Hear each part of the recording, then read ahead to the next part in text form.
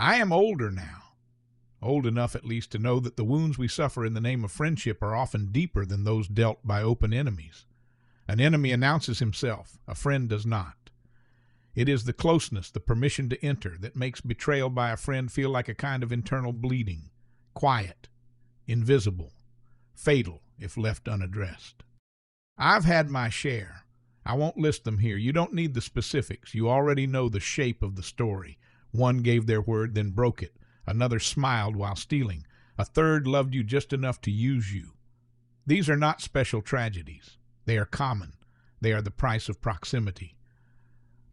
And yet, despite the ruin, despite the fatigue of being let down, I will argue, with the calm certainty of a man who has had time to consider it carefully, that it is still worth it. It is worth stepping back into the open air. It is worth looking someone in the eyes and offering your name, your time, your truth. It is worth saying, let's get to know each other. Why? Because friendship is one of the last truly human things. Let us not confuse it with networking, which is transactional, or companionship, which can be bought, or attention, which is everywhere and means nothing. Friendship is something rarer. It requires investment. It carries no guarantees, and it demands that we make ourselves visible. To seek a friend is to say, I am not whole without another mind beside mine, and that is no small confession. It is a relinquishing of the fantasy of total self-sufficiency, a fantasy we cling to as a shield after we've been hurt. But shields can become prisons. The fortress you build to keep others out becomes the same one that keeps you in. Friendship, then, is not merely a luxury. It is an act of courage, and it is paradoxically one of the ways we rescue ourselves from the very injuries inflicted by others. You cannot heal from human wounds in isolation. You must heal among other humans. Risking again what you once lost is not foolishness. It is faith.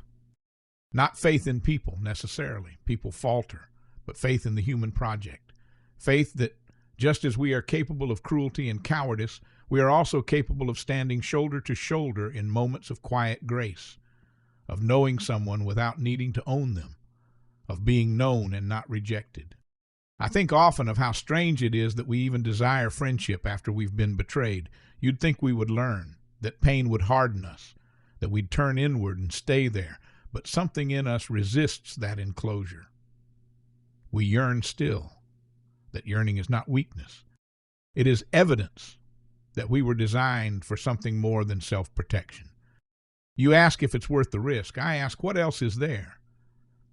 To grow old without friends is to grow dry from the inside out. We may survive, yes, we may have peace and order and control, but we will not have warmth. We will not have the delight of recognition when someone laughs in the same crooked rhythm we do. We will not be witnessed in the little wordless ways that say, I see you, I get it, me too. A friend doesn't fix your life, but they sit with you while it breaks. They help you remember the sound of your own voice. They say your name and mean it. And if, after all that, you lose them too, then you lose them and it hurts and you carry the scar. But even that is better than carrying nothing. Because a man without scars has not lived. He has only managed, and managing is not the same as living. So yes, I will go out again. I will make the call. I will ask someone new what they love, what they fear, what they remember from childhood.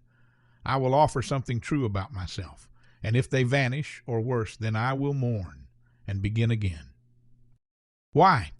Because I am still alive, and while I am alive, I will risk what it means to be human, which is to say, I will keep looking for my kind. And if I find them, my kind, then even for a season I will have known joy. Not the loud kind, but the steady soul-level kind that says you're not alone. And in a world like this one, that is no small thing.